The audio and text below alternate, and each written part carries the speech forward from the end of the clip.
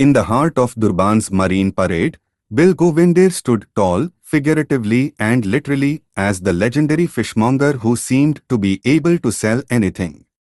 His shop, a little stall tucked between a surfboard rental shack and a beachside snack bar, was the stuff of local legend.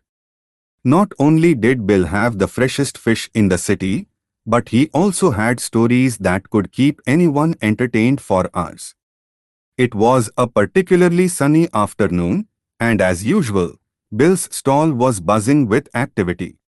Seagulls circled above, hoping to snag a leftover fish head or two, while locals and tourists crowded around, laughing at Bill's antics. "Ah, Mrs. Naidoo!"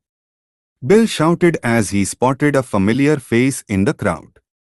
"You look like you need some mackerel today. Fresh from the ocean, still doing the backstroke." Mrs. Naidoo chuckled. "Bill, you could sell a jellyfish as a handbag. But all right, give me 3 mackerels, if they're really as fresh as you say." "Fresh? These mackerels are so fresh, they tried to swim away this morning. But don't worry, I convinced them to stick around for you," Bill said with a wink. The crowd erupted in laughter as Bill expertly wrapped up the fish, tossing in a few prawns for good measure. "On the house. Prawns with personality," he said. "They're the extroverts of the seafood world." But the real action started when a flashy new restaurant opened just a block away from Bill's humble stand. They were calling themselves the Ocean's Bounty and boasted a sleek, modern look with prices to match. They even had a neon sign that blinked "Fresh Seafood," much to Bill's annoyance. Fresh seafood? Bill scoffed as he watched customers flock to the new spot. "They don't know fresh until they've seen me juggling a couple of tuna." Deciding he wouldn't go down without a fight, Bill launched his own marketing campaign.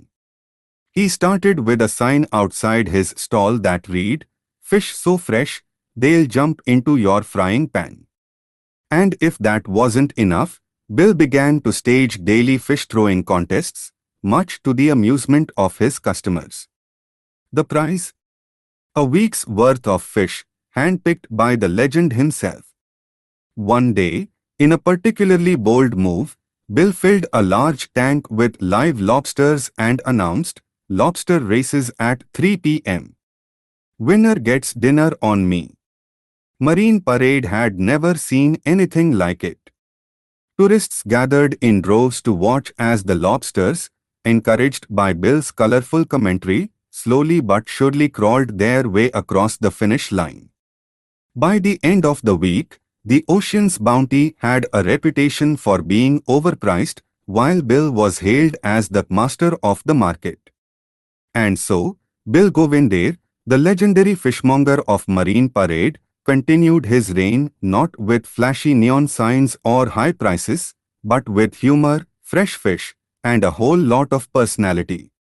The beachside never quite knew what to expect next, but one thing was for sure, Bill always had the last laugh.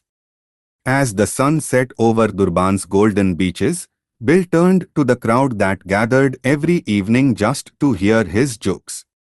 "You know," he said, grinning, "if the fish business doesn't work out, I might just become a stand-up comedian.